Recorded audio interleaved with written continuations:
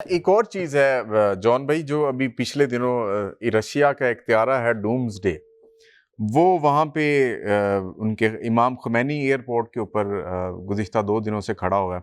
कुछ ये कह रहे हैं कि ये जो है ना एक एयरबोर्न कमांड सिस्टम है रशिया की और ईरान के दरमियान कम्युनिकेशन के लिए आपस में। और कुछ ये कहते हैं कि जी वो भारी मिकदार में वहाँ से स्टॉक लेके आया है कि जी मिसाइल्स का या कुछ इस तरह का।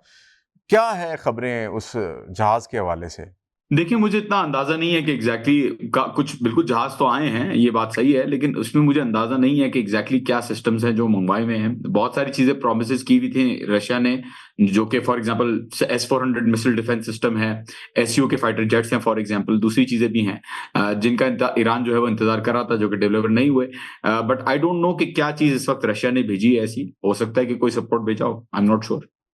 अच्छा, ये जो अभी बात हो रही है कि इनरिच यूरेनियम को लेके, चूँकि ईरान ने अब यहाँ तक तो पहुँच गया, इसके आगे ईरान के लिए शायद उसको मज़ीद तैयार करना मुश्किल नहीं है, क्योंकि जो सूरत हाल है उससे भी यही लग रहा है कि ईरान को अब न्यूक्लियर जो वेपन्स हैं वो एक्वायर कर लेने चाहिए।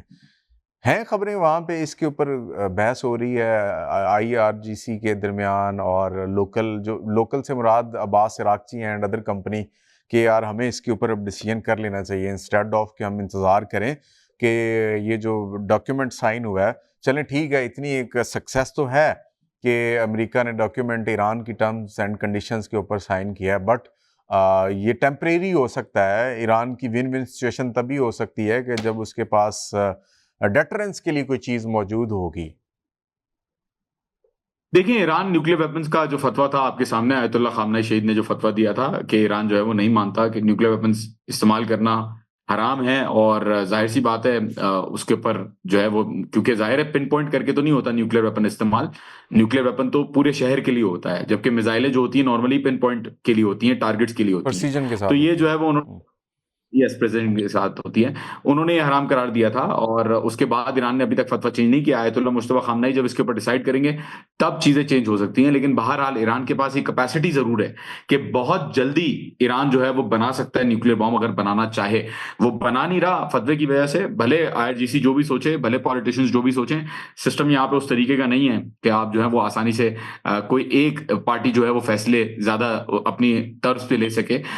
तो मुझे नहीं लगता कि ऐसा होगा आगे जाके भी, क्योंकि बहरहाल आयतुल्लाह मुज्तबा ख़ामनेई भी एक तरीके से मेरे ख्याल में यही राय रखेंगे। बट हू नोज़, वो अपनी राय चेंज कर सकते हैं, कुछ पता नहीं है। अच्छा, क़यादत से याद है, अहमदी नजाद जो साबिक सदर थे ईरान के, वो किधर हैं? आपकी क्या मालूमात हैं इस वक़्त? अहमदीनेजाद अभी-अभी बैठे हुए थे, जो कतर की एम्बेसी है उसके अंदर बैठे हुए थे आज। वो जो तस्वीर आई, आप नॉर्मल उसकी घूम बुनियाद पर कह रहे हैं? जी, जी, मतलब नॉर्मली वो बेचारा बंदा जो है वो जब तदफीन हो रही थी, तो वो अकेला, मैंने खुद अपनी आँखों से देखा, अकेले जो है वो जा रहे थे उसके अंदर, बगैर किसी कोई, कहते हैं ना कि सब कुछ कंट्रोल किया हुआ है उनके आस-पास, उनको हाउस अरेस्ट में डाला हुआ है। सुकून से वो गए, अपना जो है वो उसमें गए, जलसे में गए, और उन्होंने अपनी जो है वो तकरीबात में शिरकत की। ये जो कॉन्स्पिरेसी थ्योरीज़ हैं, जो ये बना रहे हैं, किस बेसिस पे बना रहे हैं, कुछ समझ में नहीं आ रहा। हॉलीवुड स्टाइल उन्होंने पूरा एक प्लान बनाया कि जी अहमदीनेजाद हंगरी गए। अच्छा जी, फॉर्मर प्रेसिडेंट हंगरी चले गए, और आप कह रहे हैं कि उनके साथ कोई देख भी नहीं रहा था कि वो किससे मिल रहे हैं, क्या कर रहे हैं। उन्होंने वो कह मुलाकात रहे भी की, हैं, और न्यूयॉर्क बंदे ने टाइम की जो रिपोर्ट है जॉन भाई, वो कह रहे हैं कैमोफ्लेज किया था उस मीटिंग को, वो कोई एनवायरनमेंट या क्लाइमेट चेंज के हवाले से वो मीटिंग रख के वहाँ पे जी, जी, इसराइल के रहनुमाओं की जी। और इनकी मुलाकात करवाएगी, मोसाद के लीडर्स की और जी, जी। इनकी। फिर बात सारी है कि इंटेलिजेंस एजेंसीज़ के लोग ईरान के हर जगह के होते हैं, जगहों पे जो देख रहे होते हैं चीज़ों को। मतलब ऐसा तो नहीं अस्यूम कर सकते कि कोई फॉर्मर प्रेसिडेंट जो है वो ऐसे ही किसी जगह के ऊपर जा रहा है। भले बाहर बाहर से वो कैमोफ्लेज्ड होगी, लेकिन जब वो अंदर गए होंगे, कोई अता-पता तो रख रहा होगा कि वो किससे मिल रहे हैं, क्या कर रहे हैं, कहाँ बैठे हुए हैं। चलें वो भी मान लेते हैं। लेट्स सपोज कि दुनिया के सबसे ज़्यादा इसराइल मुख़ालिफ इंसान ने इसराइल से मुलाकात की वहाँ पे, ये भी मान लेते हैं। अब ये जो इनको हिट किया गया इनके घर को, ईरान के अंदर, तेहरान के अंदर, उसके अंदर क्या मंतक थी? मतलब उनको एस्केप कैसे करवाना था? अगर आपने उनके घर पे ही स्ट्राइक की, तो उनको एस्केप कैसे करवाया आपने? नहीं, तो और वो एस्केप हुए अमेरिका भी ने नहीं। की, वो इसराइल ने स्ट्राइक नहीं की। वो कहते ही हैं, रिपोर्ट में लिखा है कि उसके बाद मोसाद के एजेंट्स आए, उनको वहां से लेके गए, उनको सिक्योर एरिया में ले गए। न्यूयॉर्क टाइम लिख रहा है। बहुत बहुत अच्छी कहानी है, लेकिन बहरहाल मैं क्या, दुनिया का कोई भी इंसान इस चीज को अगर यकीन कर ले तो बड़ी बात होगी, क्योंकि ये जो फिल्मी पूरा सिनेरियो उन्होंने बनाया है उस पे हंस ही सकते हैं आप, मतलब क्या कर सकते हैं। बात सारी ये देखें, अहमदीनेजाद एक बहुत पॉपुलर लीडर है, जी और अहमदीनेजाद को, क्योंकि जाहिर है लीडरशिप खत्म हो रही थी, तो किसी ना किसी तरीके से अहमदीनेजाद, क्योंकि एक ऐसा लीडर है जो लोग, जाहिर है पॉपुलर लीडर है, तो उनकी, क्योंकि वो असैसिनेट नहीं हो पाए, उनको शहीद नहीं कर पाए वो, तो अब उनके ऊपर कीचड़ उछाली जा रही है कि किसी तरीके से अवाम के अंदर उनकी जो पॉपुलैरिटी है उसको कम किया जाए, जबकि वो एक्सपीडियंसी काउंसिल के मेंबर भी हैं, वो मीटिंग्स में भी जाते हैं, वो शिरकत भी करते हैं फैसलों में। तो मतलब आई डोंट अंडरस्टैंड कि ये तो वही बात हो गई कि कल को मेरे घर पे अगर स्ट्राइक होती है तो इसराइल बोलेगा कि जी जॉन साहब जो है वो एजेंट हैं, हमसे मुलाकात हुई और उनको जो है वो लेके जाना चाह था। मैं मतलब कितना ही बोलूंगा कि भाई मैं एजेंट नहीं हूं, कहानियां जो भी बनाना चाहे बना ले दूसरा बंदा, लेकिन सबूत नहीं है और कुछ चीज नहीं है तो उसके ऊपर कैसे किस तरीके से कोई यकीन कर ले कॉन्स्पिरेसी थ्योरीज के ऊपर। अहमदीनेजाद खुद भी जो है अभी मतलब नजर आ रहे हैं नॉर्मली जगहों के ऊपर, नॉर्मली वो जो है वो अपनी ड्यूटीज अंजाम दे रहे हैं, और कोई कुछ कर भी नहीं रहा इतने बड़े इजरायली एजेंट का, ये तो बड़ी हैरत की बात है। सर, आखिरी सवाल जॉन भाई, ये एक रिपोर्ट है अल जजीरा की, वो ये कहती है कि जी जो ईरान का स्टॉक पाइल है जिसमें टोमाहाक्स हैं वो 3,000 थे, 1,200 के करीब इस्तेमाल हो गए। JASSM अबाउट 4,000 थे, 1,100 इस्तेमाल हो गए। PRSM जो उनके पास total amounting to a total of 90 जो है, an estimated 40 to 70 were used. ठीक है जी। SM3 हैं वो तकरीबन 410 थे, उसमें से 130 से 250 के करीब यूज़ कर लिए। SM6 हैं वो 1,160 थे उनके पास, उसमें से 190 से 370 के दरमियान यूज़ कर लिए। थार्ड जो है वो 290 यूज़ कर चुके हुए हैं। 8 थर्ड यूनिट बैटरीज हैं जिसमें से आपने बता दिया कि 4 से 5 डिस्ट्रॉय हो चुकी हुई हैं, 3 ऑपरेशनल होंगी। और पैट्रियट जो है वो उनके पास 2,330 थे, उसमें से तकरीबन 1,430 के करीब वो इस्तेमाल कर चुके हैं।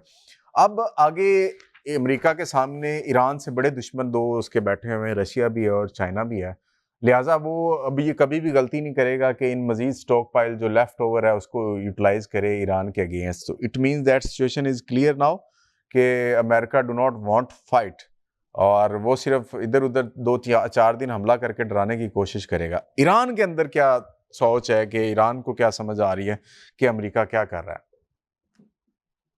देखिए बिल्कुल सही फरमाया आपने, अल जजीरा ने जो स्टेटिस्टिक्स दिए हैं वो ओवरऑल हैं, टोटल है ना।